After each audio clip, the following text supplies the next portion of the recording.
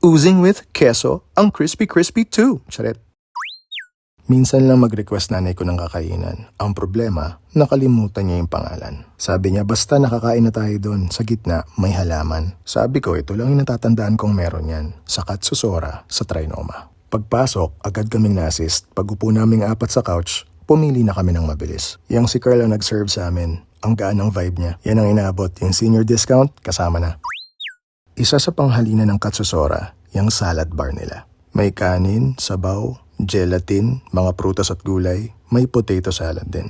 Lahat ng nasa salad bar, refillable. Yun kung para sa'yo ang magpabalik-balik, hindi trouble kasi self-service siya. Alalay lang kasi baka mawili ka, sa salad pa lang, busog ka na. Sorry ang ignorante ko. Ang sarap pala ng Sprite na may kalamansi, no? Nagkalapagan na, nauna yung shrimp tempura. Isa to sa mga request ni Mama. Tempura toast. Yan, dumating na yung pinaka-request niya, yung crab croquette nila. Umorder din kami ng mixed yakisoba. Si Chiclet naman yung chicken katsu na may cheese yung kinuha niya.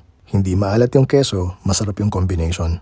Refillable din yan, I forgot to mention. Yan sa akin yung chicken katsu curry. Ang lutong nung labas, ang tender nung loob, yung curry malinamnam, nakaka-happy. In my humble opinion, yung breading nito mas manipis, kaya yung umay factor, mas less. Yung crab omelette naman ang order ni Bakus. Yung nanay ko, return of the comeback talaga, yung 3 piraso, naubos niya.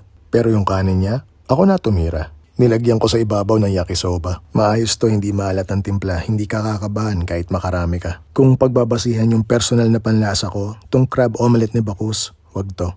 Nung tikman ko yung salat sa dila, hindi siya purong itlog. Para siyang may arena. Missing in action din yung crab na dapat na lasa niya. Yung consistency at texture sa bibig parang mas green onion pancake kesa dito. If I may suggest, kesa sa crab omelette nila, mag-entry level na katsu ka na lang, mas mura pa. Pero kung gusto mo talagang tikman, nasa sayo naman yan. Maaaring para sayo yung mga nakain namin dito, hindi na bago sa panlasa. Pero yung tawang ganyan ni Mama, hindi mabibili ng pera. Pansinin nyo, madalas sa mga salo-salo, hindi na yung nakahain ng bida, kundi sino na ang babangka at kung ano ang mga kwento na ibabahagi ng isa't isa. Para sa akin, yung mga paglabas-labas na ganito, hindi na lang para makatikim tayo ng bago, kundi para na rin sa ikalalago ng pagkatao. Di nga ako nagse-celebrate ng birthday, pero pangako, lagi nating ise-celebrate yung iyo hanggang magunaw ang mundo. Nyarap!